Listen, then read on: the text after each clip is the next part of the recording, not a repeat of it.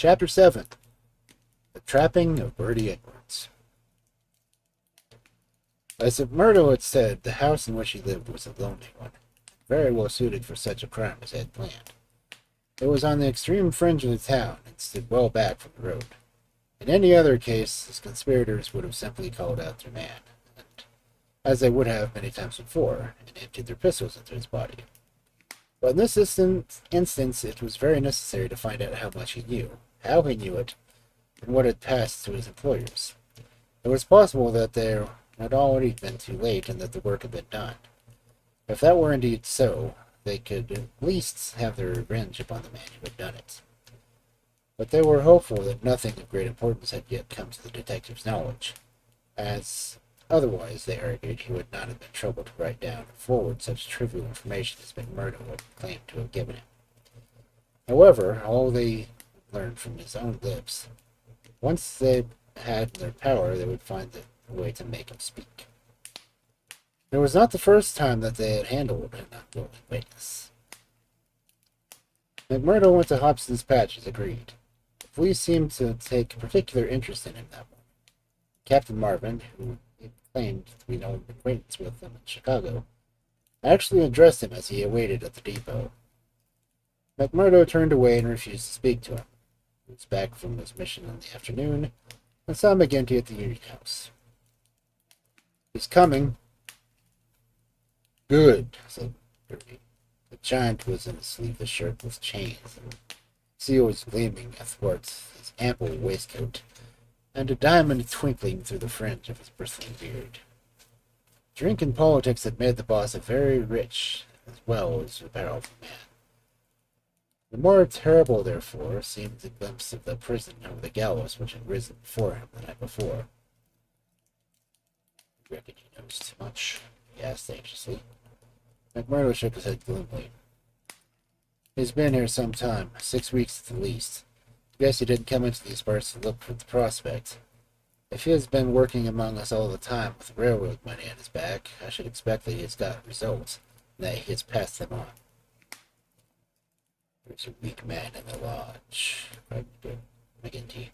"True as steel, every bone of them. And yet, by the Lord, there's a skunk Morris. What about him? If any man gives us away, it would be he. I've a mind to send a couple of the boys round before evening to give him a beating up and see what they can get from him." "Well, there would be no harm in that," McMurdo answered. "I won't deny that I have a liking for Morris, and would be sorry to see him come to harm. He has spoken to me once or twice of lodge matters, and though he may not see them the same as you or I, he never seemed to be the sort that squeals. But still, it is not for me to stand between him and you." "I'll fix the old devil," said McGinty with an oath. "I've had my eye on him this year past." "Well, you know best about that," McMurdo answered. "But whatever you do, you must do be tomorrow. We must lie low until the Pinkerton affair is settled up. We can't afford to set the police buzzing about him all days." "True for you," said McGinty. "And we'll learn from Birdy Edwards himself where he got his news. If we can cut his heart out first." "He seemed to scent a trap." McMurdo laughed. "I guess I took him on his weak point," he said. "If I could get a good trail of the scours, he's ready to follow it home. I took his money," McMurdo grinned as he produced a wad of dollar notes, "and as much more as when he has seen all my papers." "What papers?" "Well, there are no papers. But I filled him up with the constitutions and books of rules and forms of membership. He expects to get right down to the end of everything before he leaves." "Faith, he's right there," said McGinty. "Didn't he ask you why you didn't bring him the papers?" "As if I carry such things, and me a suspected man. Captain Marvin, after speaking to me the very day at the depot—" "I heard that," said McGinty. "I guess the heavy end of the business is coming on to you. We could put him down for an old shaft when we're done with him. But however we work it, it can't get past the man living in Hobson's patch, and you being there today." McMurdo shrugged his shoulders. "If we can handle it right, then he can never prove the killing," said he. No one can see him come to the house after dark, and I'll lay to it that no one will see him go. I see, Counselor, I'll show you my plan, and I'll ask you to fit the others into it. He will come in good time. Very well. He comes at 10. There's tap 3 times, and me to open the door for him. Then I'll get behind him and shut it. Here's our man. That's all easy. Play. Yes, but the next step's what's concerning. He's a hard position. He's heavily armed. I've fooled him properly, yet he's likely to be on his guard. Suppose I show him right into a room with 7 men where he's expected to find me alone. There is going to be a shooting, and someone is going to get hurt. That's so. And the noise is going to bring every blamed copper in the township right on top of us. Guess you're right. This is how I should work it. You'll be in the big room, same as you saw when you had to share with me. I'll open the door for him and show him into the parlor beside the door. Leave him there while I get the papers. That'll give me a chance of telling you how things are shaped. Then I'll go back to him with some faked papers. When he is reading them, I'll jump for him and get my grip on his pistol arm. You'll hear me call, and then we'll rush. The quicker the better, for he is a strong man as I, and I may have more than I can manage. But I allow that I can hold him till you come in. It's a good plan, said McGinty. The lodge will owe you for a debt for this. I guess when I move out of the chair, I can put the names of the man who's coming after me. Sure, Counselor, I'm little more than a recruit, said McMurdo, but his face showed that he thought the great man's compliment. When he had returned home, he made his own preparations for the grim evening in front of him. First he cleaned, oiled, loaded his Smith & Wesson revolver. Then he surveyed the room in which the detective was to be trapped. It was a large apartment with a long deal table in the center and a big stove at one end. At each of the other sides were windows. There were no shutters to these, only light curtains which drew across.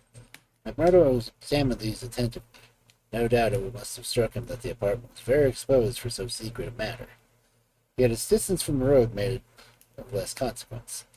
Finally he discussed the matter with his fellow lodger, Scanlon. Though a scourer, was an inoffensive little man who was too weak to stand against the opinion of his comrades, but was secretly horrified at the deeds of blood at which he had sometimes been forced to assist. McMurdo told him shortly what was intended. And if I were you, Mike Scanlon, I would take the night off and keep clear of it. There will be blood work here before morning. Well, indeed then, Mac, Scanlon answered. It's not the will, but the nerve that is wanting in me. When I saw Manager Dunn go down at the colliery yonder, it was just more than I could stand. I'm not made for it, same as you or McGinty. If the lodge will think none of the worse of me, I'll just do as you advise and leave you to yourselves for the evening. The men came in good time as arranged. They were outwardly respectable citizens, well clad and cleanly, but a judge of faces would read the little hope for Birdy Edwards in those hard mouths and remorse eyes. There was a man in the room whose hands had not been reddened a dozen times before. They were as hardened as human murder as the butcher's sheep. The foremost, of course, both in appearance and in guilt, was a formidable boss. Fairway, the secretary, was a lean and bitter man with a long, scraggly neck and nervous, jerky limbs. A man of incorruptible fidelity where the finances of the order were concerned, but with no notion of justice or honesty to anyone else beyond. The treasurer, Carter, was a middle-aged man with an impassive, rather sulky expression with a yellow parchment skin. He was a capable organizer, and the actual details of nearly every outrage sprung from his plotting brain. The 2 Willoughbys were men of action, tall, lithe willow fellows with determined faces, while their companion, Tiger Cormac, a heavy, dark youth, was feared even by his own comrades for his ferocity and his disposition. These were the men who assembled the night under the roof of McMurdo for the killing of the Pinkerton detective. Their hosts had placed whiskey upon the table, and they had hastened to prime themselves for work before then. Baldwin and Cormac were already half drunk, and the liquor had brought out their ferocity. Cormac placed his hands on the stove for an instant. It had been lighted, and the spring lights were still cold. That will do, he said with an oath. Aye, said Baldwin, catching the meaning. If he is strapped to that, we'll have the truth out of him. We'll have the truth out of him, never fear, said Murdo. He had nerves of steel, this man, while the whole weight of the affair was on him. His manner was cool and unconcerned as ever. The others marked it and applauded. You are the one to handle him, said the boss approvingly.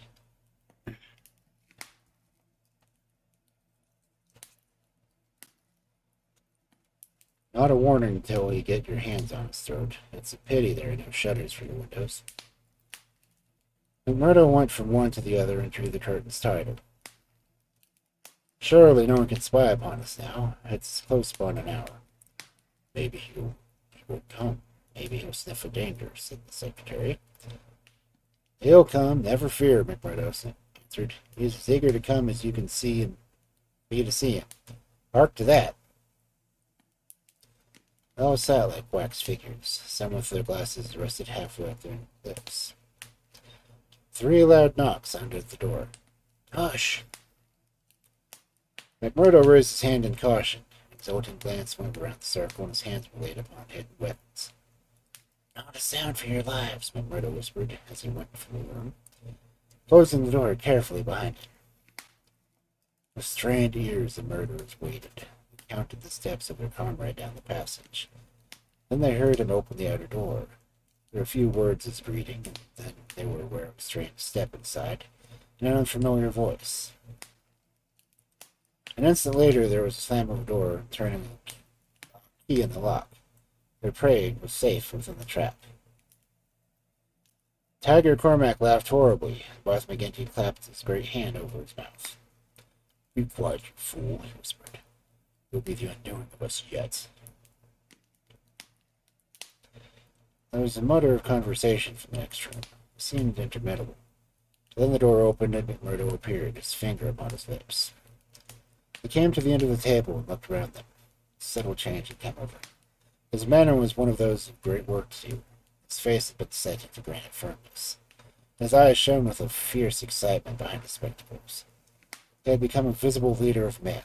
They stared at him with eager interest, but he said nothing. Still with the same singular gaze, he looked from man to man. Well, cried Boss McGinty at last, is he here? Is Birdy Edwards here? Yes, McMurdo answered slowly. Birdy Edwards is here. I am Birdy Edwards. There were 10 seconds after a brief speech during which the room might have been empty, so profound was the silence. The hissing of the kettle upon the stove rose sharp and strident to the ear. 7 white faces all turned upward to the man who dominated them. They sat motionless with utter terror.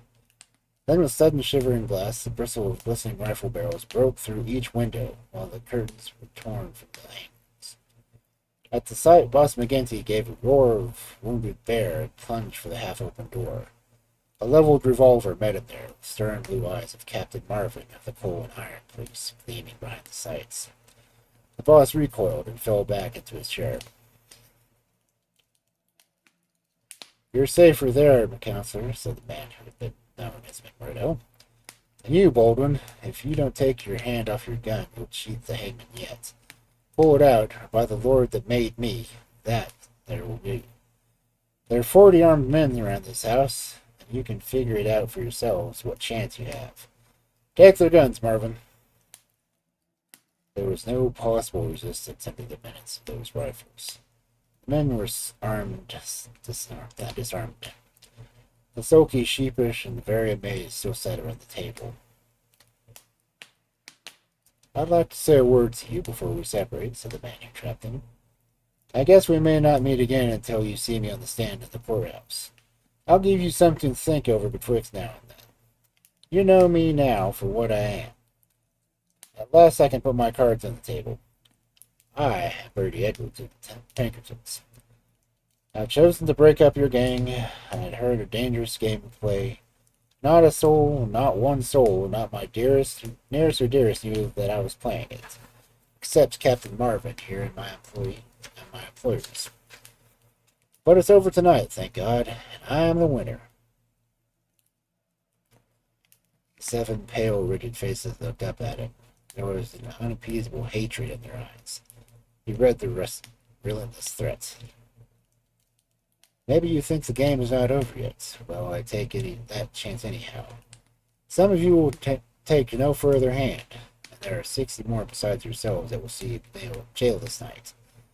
I'll tell you this, that when I put upon this job, I never believed there was such a society as yours. I thought it was paper talk, and that I would prove it. They told me it has to do with Freeman, so I went to Chicago and was made one. Then I was surer than ever that it was just paper talk, for I found no harm in the society, but a good deal of good. Still, I had to carry out my job and came to the coal valleys. When I reached this place, I learned that I was wrong and that there wasn't a dime novel after all. So I stayed to look after it. I never killed a man in Chicago. I never minted a dollar in my life. Those I gave you were as good as any others, and I never spent money better. I knew the way into your good wishes, and so I pretended to you that law was after me. It worked just as well as I thought. So I joined your infernal lodge, and I took my share in your councils. Maybe they will say that I was just as bad as you. They can say what they like, as long as I get you. But what is the truth? The night I joined you, you beat up old man State. I could not warn him, for there was no time, but I held your hand, Baldwin, when you would have killed him. If ever I have suggested things so as to keep my place among you, they were things which I knew that I could prevent. I did not save Dunn or Menzies, for I did not know enough. But I will see that their murderers are hanged. I gave Chester Wilcox warning, so that I blew his house, and his folks were in hiding. That was many a crime that I could not stop. But if you look back and think how often your man came home after the other road, or how downtown was when you went for him, or stayed indoors when you thought that he would come out, you'll see my work. You blasted traitor, hissed McGinty through his closed teeth. Aye, John McGinty, you may call me that if it eases your smart. You and yours have been the likes of enemy of God and my man in these parts. I took a man to get between you and the poor devils of men and women that you held in your grip. There was just one way of doing it, and I did it. You may call me a traitor, but I guess there's many 1,000 that would call me deliverer, that went down into hell to save them. I've had 3 months of it. I wouldn't have had 3 such months again if you let me loose in the treachery of Washington for it. I had to stay till I had it all, every man and every secret right here in this hand. I'd have waited a little longer if I had come to my knowledge that my secret was coming out. A letter had come into town that would have set you all wise to it. Then I had to act, and act quickly. I have nothing more to say to you, except that when my time comes, I'll die the easier when I think of the work that I've done in this valley. Now, Marvin, I'll keep you no more. Have the men and get it over.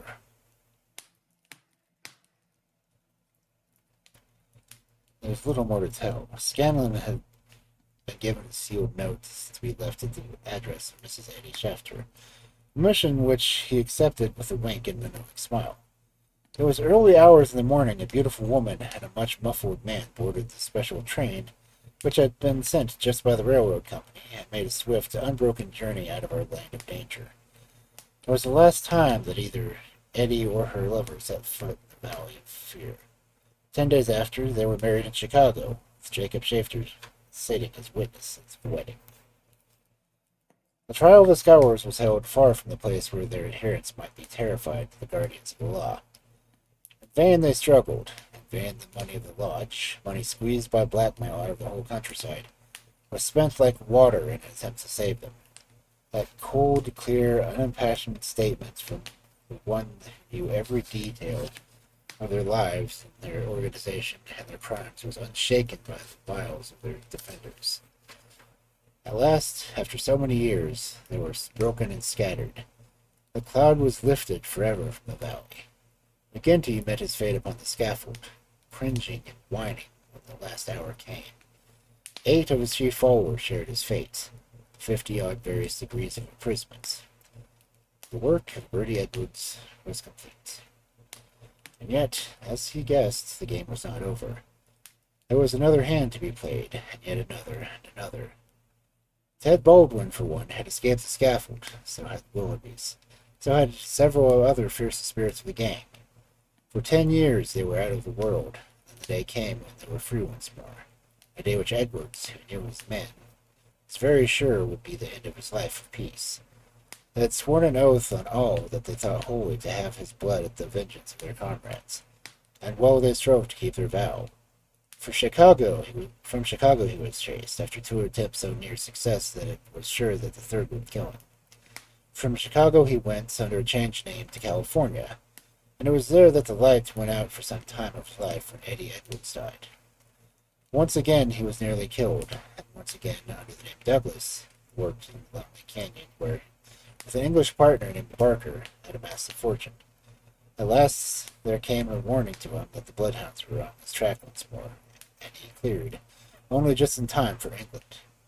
And there he came to John Douglas for the second time, married a worthy mate, and lived for 5 years as a Sussex County gentleman, a life which ended with the strange happenings which we have heard.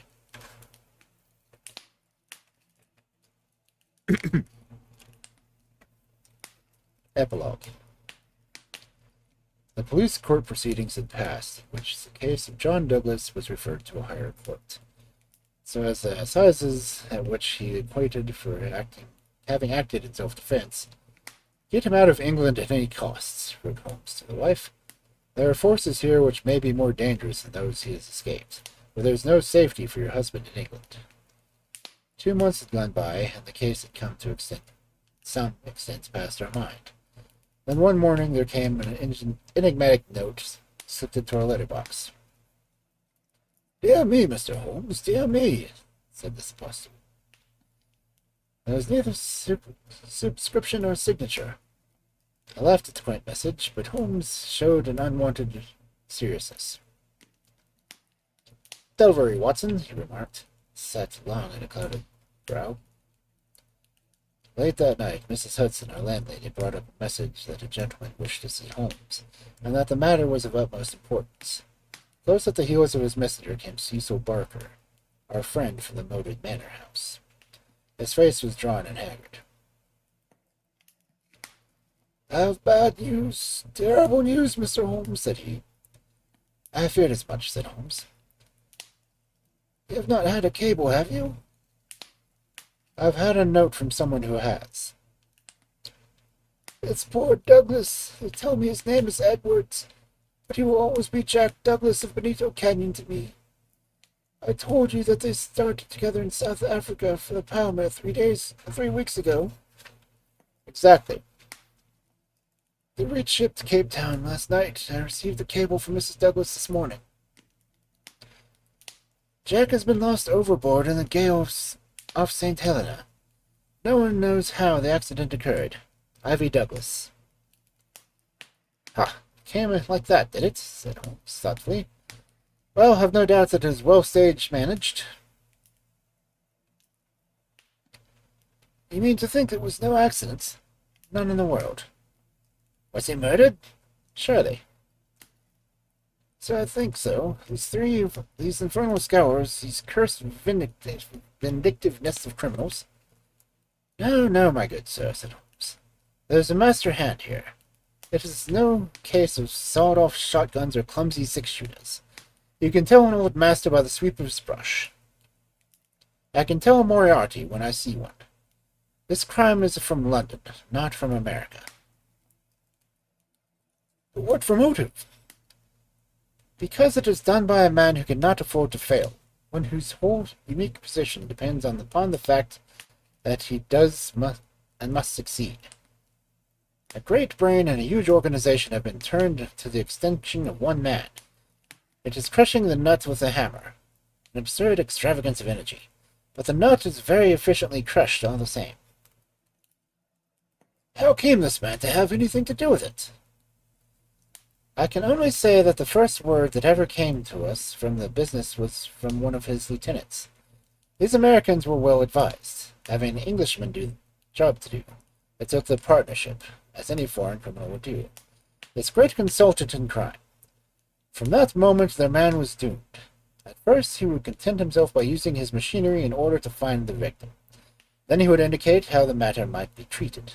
Finally, when he read the reports of his failure of his agent, he would step in himself with a master touch. You heard me warn this man at Birlstone Manor that the coming danger was greater than I thought. Was I right? Parker beat his head with a clenched fist in his important anger. Do you mean to tell me that we have to sit down under this? We have to say to get to this level of higher king devil?